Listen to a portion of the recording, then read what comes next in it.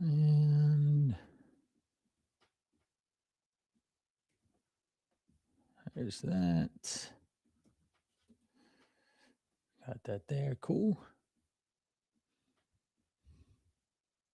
Almost waiting for all the softwares to sync up. Then off we go. Hope that you have had a great day today. Going live here.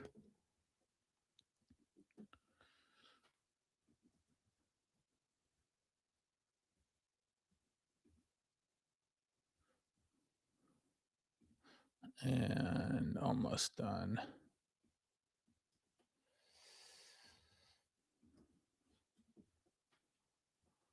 All right. Got that done.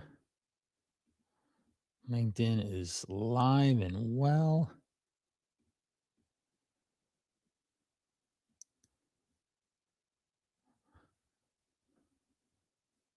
All right, here we go.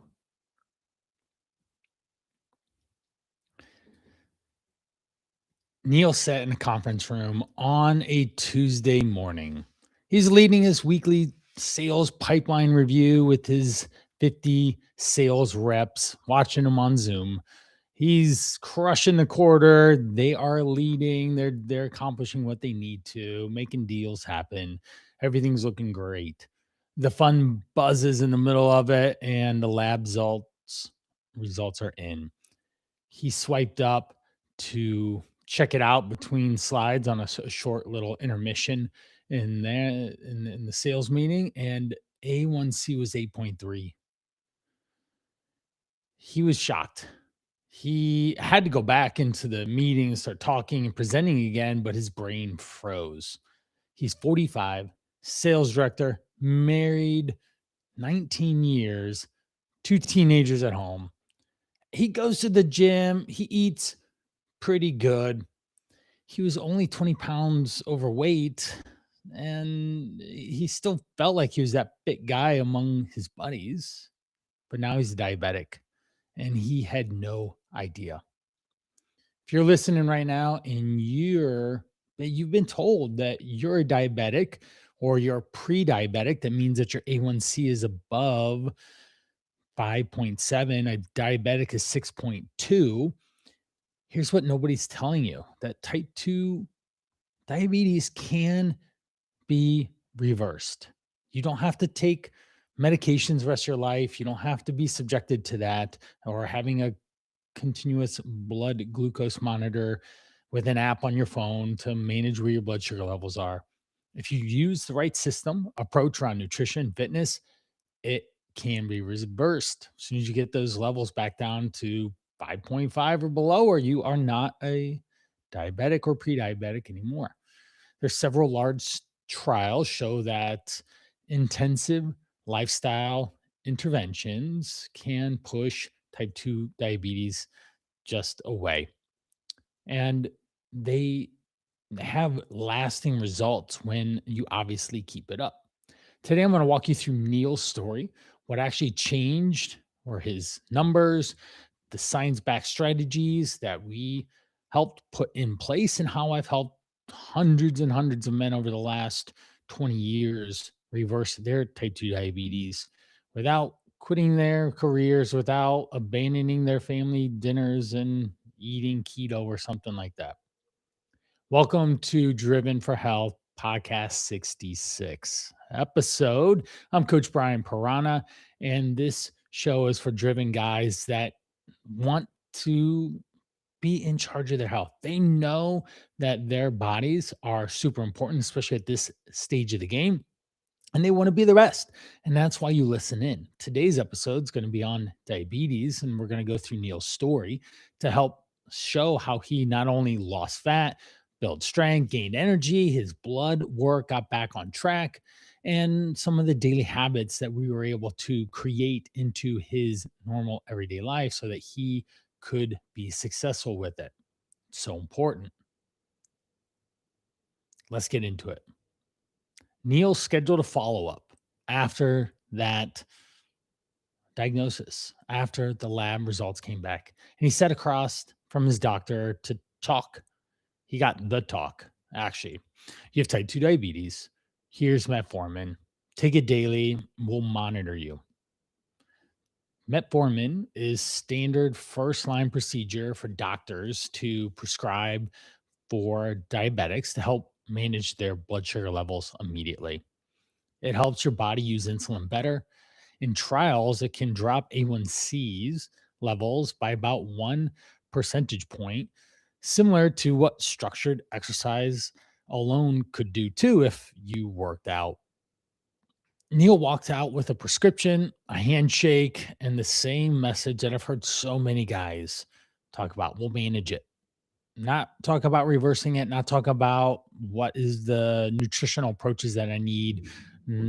Here's a pamphlet, maybe, but there's never dialogue on what to actually do about it.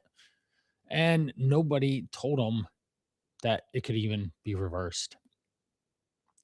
The metformin reality. Okay. This is how it shows up in pipeline reviews and bathroom sprints. Let's be real. The first few months on metformin with Neil, the doctor said it would help, and he didn't mention any of the side effects. Neil found himself mid review with his sales team, sweating, silently calculating the distance to the nearest bathroom. What you don't know is that metformin can give you diarrhea, nausea, a lot of other GI issues that you don't want to deal with in the middle of your day. He's too busy trying to track deals, overcome objections, closing dates, and doesn't want to pay attention to where the bathroom is wherever he goes, whether it's at work or even, say, a family restaurant. He doesn't want to know exactly where it's at in the building. If you've been on metformin and you felt your stomach flip upside down during a client call, you know exactly what I'm talking about. Here's what frustrated him the most. The medicine was managing all the symptoms, but not actually dealing with root cause. Sure, it lowered his blood sugar readings, which were helpful to start correcting the issues at hand, but it wasn't fixing the overall problem. The insulin resistance and the fat that was packed around his liver and organs, that's the visceral fat in his belly, were causing huge issues. Think of it like pouring fuel additives into a clogged engine. The clog is still there. You're just trying to manage the symptoms and not actually get the clog out. Think of it just the other day, I had a pipe backup and I ended up getting the Green Goblin to do instead of Drano, said it was a little bit more friendly on my septic tank. Okay. Then I got the auger, the sewer auger, drain auger, and it didn't clear it up. And I ended up having to pay $300 to have someone come and basically do the same thing I just did in 10 minutes and have my pipes clean in a sense. Here's the other feelings that you don't think about in a day to day because you're just grinding on caffeine. But at 2:45, Neil is trying to do a forecasting call with his VP in 15 minutes and he's tanked. He's got no energy. His brain just can't compute and feels like wet cement. It's just not operating. Neil was doing the sales director shuffle, standing in his office, not because he was ergonomically correct or he's trying to get more movement, but he's trying to stay awake because he wasn't sure if he sat down, he'd fall asleep. He's pounding Diet Cokes, grabbing a handful of almonds, and trying to make sure that he got awake. He even grabbed some candy from the office candy jar. Now, on camera, he looked confident. He can play that game, but off camera, he was fighting to keep his eyes open, hoping that nobody noticed the 2-second delay between questions and answers. Now, in Tony Robbins' world, the pause is actually a good way to do it. Someone asks you a question, you pause, and it gives you this reaction that you are thinking about what your answer is, and you're going to come back with this great insight. In Neil's world, he was just trying to get some energy. This isn't just being tired, this is unstable blood sugar levels, insulin resistance, and that's what it feels like when you're carrying all this pressure in the day as well. Now, 6 months go by, that's 7.5. Well, nothing really changed except the pill bottle on his countertop. His day-to-day blood sugar levels got better, but the lifestyle didn't change, and he was masking, thinking that he was actually doing better, but he was his life was still really busy, still grabbing hotel breakfast on the road, still eating client lunches, bread baskets, fries, desserts, still doing late night meals alongside emails or snacking with a beer or two to unwind at night. And when he traveled, he'd just not sleep. He'd just work and work and work, running on caffeine. Now he got his labs back. He did go from an 8.3 down to a 7.5. So we do have some progress, but in 6 months, come on, Neil, we can do way better than that. And this is still being labeled as a type 2 diabetic. His doctor looked at him and said, "Hey, we really need to change your lifestyle. We can add more medicine if you want." And he said, "No, not interested." The doctor handed him next a trifold pamphlet on a generic food pyramid with little pictures of grains and fruits and told him to eat less sugar and move more, eat more vegetables. Neil runs a lot of big level decisions in his company day to day for a living. And you can't just say, tell a sales director to sell more and expect that to be the strategy. He needed specific targets, levers to move, scorecards, goals to be working towards. But that's how his health was being handled. Do better with no clear protein or no clear scoreboard on what to actually do and look at. In my world, it's move more, eat less, or have more protein, or go look on TikTok and look up more protein recipes. That's not going to help you. That is that is just going to solve a symptom, but not the actual root cause, because we need to go into the issues and the dealings that are causing Neil to have the higher A1C in the first place, the blood sugar level issues. And it starts with the food that he's eating and diagnosing that and corrective behaviors and strategies that actually align with who he is, what he does, what he likes, what he prefers, what his family enjoys, and how hectic and stressful his work is. Now, the breaking point for Neil was on the outside, his life looked successful. Married 19 years, two teenagers watching him as a as he was trying to model manhood, be a provider, a leader, a guy who gets things done. Yeah, I personally identify with that. At work, he carried the quota for himself, the 50 guys that he was responsible for, got bonuses and all these things to hit the numbers. But inside, it's a different story. The 3 p.m. crashes were getting worse. He had to reread emails 3 times because the words just wouldn't stick at that time of the day. He was just mentally overwhelmed. He'd snap at his kids when he got home over small things. And his wife's just, "Are you okay?" And he said, "Yeah, I'm just tired." Big quarter. Then one morning, he was getting ready for his QBR, his quarterly review and his business review. And he reached for his navy suit. And the last time he put it on, it fit and within reason. But he used to joke that the dry cleaner shrunk it. But the truth was, he couldn't button it without holding his breath. He stood there, arms in his sleeves, pulling it across his chest. The button strained as he sucked in, held it, and buttoned the bottom button. Then he just had to unbutton it and then hung it back up. This was not going to work.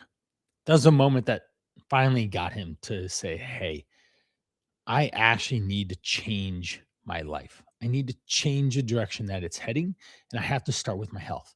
Sure, I've got a great business situation, a career. I have my family, my kids, they all love me, but I do not want to be a type 2 diabetic. This is not how I want to be a role model for my family. And I don't want to just be another statistic that I go into my doctor's office next and I nothing changes. So when he saw that 7.5, if I keep going like this, I'm going to be on more meds, maybe insulin, maybe I end up developing other health issues, and I'm going to miss a lot of the best years that are to come later on. Sometimes guys are short sighted. They think of what's in front of them immediately, but they don't think about what happens further down the road, talking 10 years, 20 years from now. I'm 43.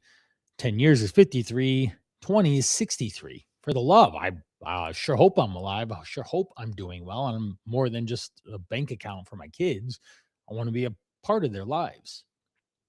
Now, there's something that he told me later. I would never accept the 7.5 performance score in my business, my career, but I was doing it in my health. Think about that. Are you walking around with a C, maybe a D plus in your body and your health, and you're okay with that? Whereas in other areas of your life, you strive for that A plus rating. That's when he was looking for more than just a packet. Here's where Coach Brian enters in. Somehow he found me. I think it was through this podcast. Actually, he started searching for how can I reverse diabetes and found some of my content, my Instagram, and the Call to Rise 100-day program. It's a fat loss challenge to lose 20 plus pounds in 100 days. Focus on 5 pillars. Pillar 1, the call, it's your identity. It's who you are on the inside and matches the body that you are and out. So if you're a high achiever, we want to look and feel that way indefinitely across all of the areas of your life. Number 2 is the forge. This is the exercise piece, the movement piece, the building the body that you feel like you're 20 again, or at least maybe 35. uh, then we've got the third one is the fuel. The fuel is all about nutrition. How do we eat the right foods at the right times and the right amounts to lose weight, to manage blood sugar levels, insulin, all the things that we're challenging them, the on the go meetings with clients, the late night meal snacking things that were going on because of stress, the pizza night the kids always wanted. The fourth is the code. This is the mindset, the way you perceive yourself and think about different things and you see things differently. And that's a huge factor of what I do is get people to think differently. And their mindset changes around what it actually is to live a healthy, active lifestyle. And my goal is to make that as simple and easy as possible. And the fifth and last pillar is the brotherhood, doing this with like minded men, individuals that live and breathe excellence in so many areas, but struggle to find that same level of success in their body. And we come together and make things happen. That's what the call to rise is. It's a call out to rise up, be your best self from your health, fitness to match and elevate who you are as an individual. And unfortunately, he never got in 6 plus months, he never got the education, the understanding, and the actual application to be held accountable to make real things happen. What we focus on, clear targets, goals, we were very evidence based, science backed information implemented into the easiest way possible is so important and it's sustainable. For Neil, we had to focus on A1C dropping down, managing blood sugar levels every day, and defeating insulin resistance. So that what that means is that when you eat a bunch of carbs and you have this much level of carbohydrates and blood sugar levels rolling around in your body needs to keep pushing more and more insulin out because your body needs more of it. It's gotten used to this level of insulin getting released and it doesn't work for just simplicity's sake. And you have to release more. We were able to fit it into his everyday life, no matter what was going on late night calls, emails, sports practices, traveling, whatever his wife had him do on honey-do lists on the weekend. Let's go over some of the science first on some of the things. Several major trials show, and there'll be some link in the show notes, that people with type 2 diabetes, especially in the first year after diagnosis, can achieve remission and get rid of being a type 2 diabetic when they lose significant amount of weight and maintain it. For Neil, we need to lose to 20 pounds for sure. Just get his stomach flat and he can actually see his feet again. And something else, what I mean. In the direct trial, about 46% of people on intensive structured weight management protocols were in remission at 12 months to beyond. And this was important because once you get off the diabetes medication, then you can maintain it. Okay. That's super important. The weight loss was about 22 pounds in that study.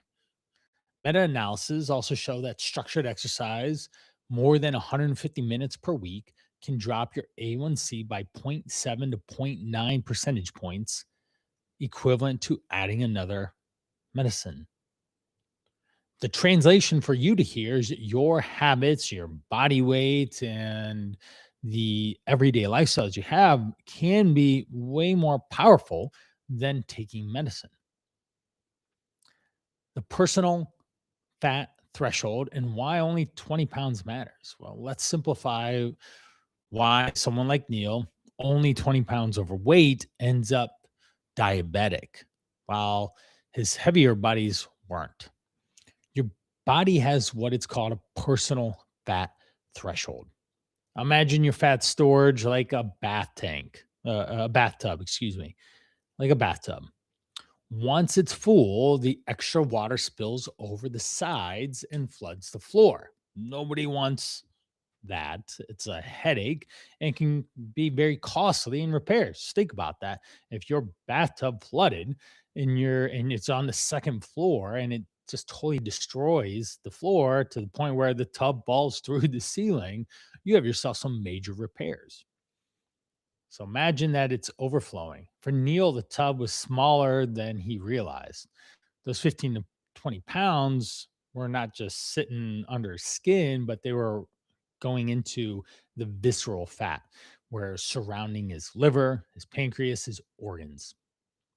That overflow fat blocks the insulin signals, and that is what pushes you towards diabetes. So for Neil, just a little bit of weight paired with not the best nutrition habits caused him to be more likely to have a higher A1C and have trouble managing blood sugar levels because of insulin resistance.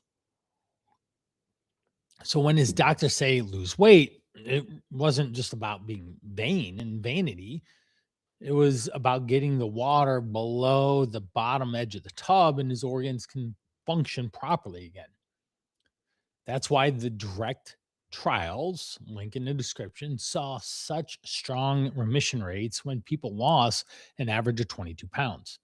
They didn't just get smaller, but the personal fat threshold fell back into a normal range and they weren't overflowing the bathtub, causing that overflow to be excessive fat stored, causing all sorts of complications. Now we have three levers that we need to move here. The first lever was nutrition. That's the point where I always focus first with my clients. That is so important. Everyone wants to go to the gym and work out harder, and it might work, but so many people go to the gym and don't actually change. We focused on a protein first, then fibrous carbs second. So these two questions, where's my protein? Where's my fiber? Super duper important for you to be able to get 30, 40, 50 grams of protein with ideally 5+ grams of fiber in your definitely your first meal of the day that will help stabilize your blood sugar levels. And let's not skip and go into high sugar coffee or something like that, or just have a protein bar. It's just not high quality enough to maintain healthy energy and attitude and everything that you need. Now, Neil had two main food problems. He skipped meals because of a busy work life, and then he'd graze all night and end up overeating later in the night. The hidden carbs of bread, fries, desserts, these things, candies at the office, spiked his blood sugar. Now, We didn't turn Neil into a chef. I didn't even ask him to eat differently than what his family ate. He got some simple rules. And you could totally take these and run with them. Protein first, 30 to 40 grams minimum at breakfast, and even at every meal throughout the day. Because of this, protein and fiber help stabilize blood sugar levels and preserve muscle mass. Especially in your 40s, 50s, as you continue to grow older, guys, you will lose muscle. Just look at good old Arnold Schwarzenegger. Not quite the Austin Oak he once was. We control carbs. We focused on high fiber vegetables and fruits first and smaller servings of starchy carbs. Focus on whole foods. Yes, rice, beans, potatoes as well, fruits, oatmeal. We avoided high calorie, white, sugary type things and managed his constant need to snack because he'd actually eat real food.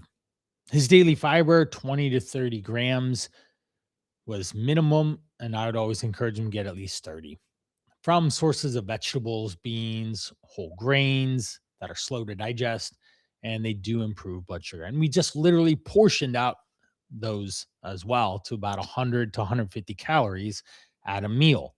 It made a big difference. The one plate rule, just to think about this, you take a plate and we look at it, we've got a quarter of the plate being protein, a quarter of it being starchy carb, and over half of it being a fiber carb, a vegetable, or maybe a piece of fruit. Okay. We had to skip on the endless bread baskets, skip match and pace with his bar buddies or the client meetings that had just endless apps and beverages. We had to recalibrate his strategies there. We also use the constant eating window.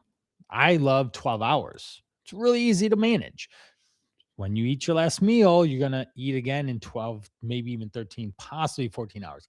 I'm not a big wild fan of the 16 hours because, to be honest, people get hungry. I do. I get really hungry and I'm way liable to make worse decisions. So we're not fasting. I'm kind of against intermittent fasting in a sense. I think it's just a time restriction that helps you manage calories. But again, if you intermittent fast and you overeat anyways, then you're still going to be in trouble. Number two is the movement. Okay. We got really focused with what he actually did at the gym. He wasn't just going to the gym and wandering around aimlessly doing what he thought was his high school workout. Gave him a lot of structured strength training sessions that were focused on the big compound lifts. We did full body to start because he needed to utilize a lot of muscle glycogen and burn lots of calories. And we worked out for at least 45 minutes to 60 minutes. There were 2 days of more longer intentional cardio for Neil specifically because he had the time. But then we also always, no matter what he did, workout or not, got 10,000 steps. You'll hear me time and again talking about in episode 34 with Lucas and episode 43 with Mike and episode 53 with Andy about the 10,000 steps. Those are three guys who graduated my Call to Rise program, the 100 days. And in episode 60, I dive in specifically to they lost 98 pounds, all three of them combined in the time that they went through, which is completely bananas. And I explain their situation. So if you want to go listen to it, please do. Now, because of the structured exercise, remember the study talks about how that can help lower even up to a percentage point down in your A1C without adding medication, which is important. So, combining nutrition with a better structure and a process into his busy day, managing movement and making sure it was non negotiable and a part of his calendar, and it became part of his identity. He took walking breaks on his lunch. That was really important to be successful and move enough because some days his planned gym time couldn't be 5 a.m. or it couldn't be after school because he needed to be there for his kids. And sometimes at 9 p.m., he's just tired and actually just needs to go to bed. Neil was right over 20 pounds where he wanted to be. And through this realistic goal, we were able to lose 22 pounds and he is happy. Now, that meant a modest calorie deficit, We're not starving. We're not doing anything crazy. The protein first, high fiber helps you eat a lot of food volume and protect your muscle alongside doing the exercise and the modest and moderate amount of movement, not super high intensity. So you're burning muscle. Okay. This is important because it wasn't about, say, vanity or just weight loss, but this was about relieving pressure off of his pancreas and the insulin, and relieving the visceral fat layer around his inner organs, and preserving muscle mass to help manage blood sugar levels and keep him strong and healthy going into his 50s and beyond. This shift unlocked everything for Neil. In sales, if you know what I mean, you're selling stuff, you have leading indicators and lagging indicators in the sales pipeline of how things are going. And in health, A1C is a lagging indicator that is a 3-month average, and it tells you what's been happening the last 3 months. So, therefore, we would need to make sure that we made changes and we can get Neil from an 8.3 to 7.5 down to a 5.5 and back into a normal range through the things that we did. So, we built these leading indicators, these simple questions that helped hold him to a higher authority, most importantly for himself and not me just being there. Did he eat 40 plus grams of protein for breakfast? That's number one. Number two, did he get 10K steps? Number three, did he lift 3 times a week? Okay, this guy's not living in the gym. And number four, did he be responsible when he was going out to all these client dinners when he traveled and not? These were four basic questions that we were able to live and grow around to help make sure he got healthy.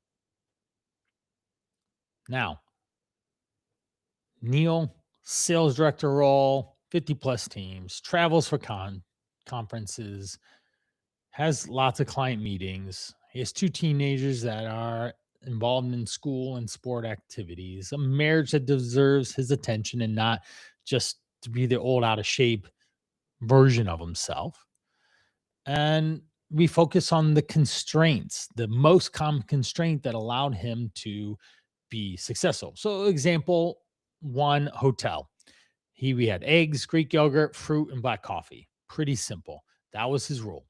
When we were in the airport, we focus on my eating on the go guide and what to pick, protein heavy meals, and make sure we had water before we boarded and walk laps in between the flights so he could get steps on a long travel day sitting in an airplane flying cross country.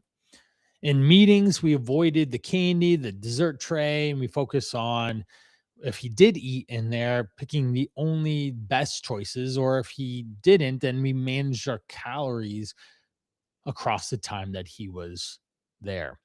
At dinner, we found high protein, high vegetable, high volume foods that worked really well. Taco bowls, stir fries, sheet pans of food. The kids could add rice and wraps and different, or tortilla chips.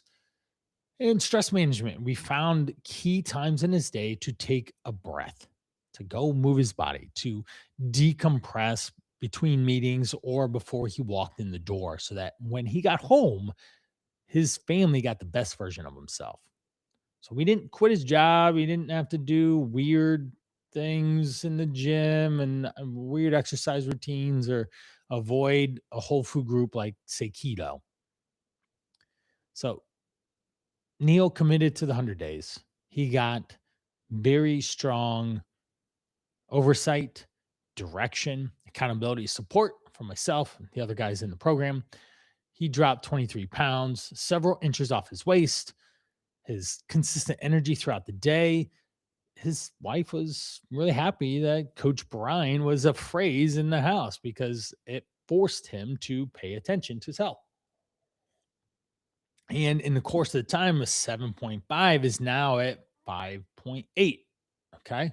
And we still have a little bit of work to do, but we can get a little bit lower. And that's the best part. His doctor had conversations about, okay, let's get off the medicine since you clearly are doing this in a completely drastic way, different from what you were doing before. So we don't have to manage chronic illness like diabetes with medicine. So, next time that he had that quarter business review with his boss, pulled out that navy sweat, the suit jacket, and it fit. He felt comfortable, he felt confident, and it showed up in a lot of his work and life. What actually moves the needle? Pay attention. Losing 20 pounds, carrying in your belly fat itself, moving 150 minutes in a week at a moderate exercise or 10,000 steps, prioritizing the protein and fiber first. Let's reduce the refined carbs and the liquid sugars, most definitely.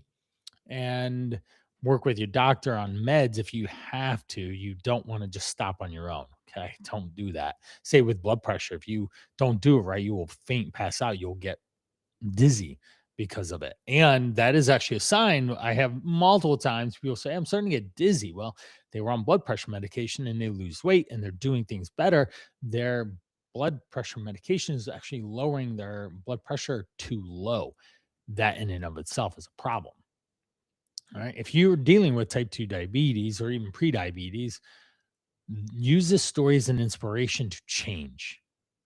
The real story here is that you take action and you better improve yourself, your body, your health, your identity of who you are and how you want to show up for those most important to you. And I promise that your life will unfold in such a better way. Now, if you are interested in Neil's story and how he transformed his body, that's what the call to rise is. I outlined it earlier as a 100-day fat loss challenge, and we're focused on guys who thrive in lots of areas of their life, but they can't find that same level of success in their body. They're overweight, maybe they have chronic health issues that are going on. They don't feel like themselves. They have kids and they want to be a better role model for them. Driven guys. This isn't just for just like, "Oh, I just want to lose weight." No, get that out of here. You can go chat GBT that stuff. These are guys who are want clear, quick answers that align with who they are, what they're about, and help them move toward better health quickly in a controlled, supported way. So that's thecalltorise.com. Check it out. If you're interested, fill out an application form. There's plenty of red buttons there to do so. And then I'll be in touch with you to have a conversation to see if we're a good fit for you. This is Coach Brian. I hope that you, if you're here at this point in this conversation, that Neil's story resonated with you. Okay. You can change. If you're dealing with a high A1C and you're not sure what to do, don't want metformin, other medications, don't want insulin, blood glucose monitors, or any of that stuff in your life. I don't know what my blood sugar levels are. I don't have to worry about them because I manage my overall health and my calories and my portions, my nutrition, my activity, and it all aligns to keeping me healthy. I'm at the same body weight I've been in for 2 decades. Okay. That's important. So if you want that, you can change. We have to have specific targets and you have to have a plan and an action to follow through on and support more than just your wife or a friend or something because yeah, the best intention, but they're not going to be there to hold you to that higher standard because you don't want your wife being that person. All right. Well, that concludes our episode Driven for Health. I hope that episode 66 was exciting to hear Neil's transformation. You can do it too. Thank you.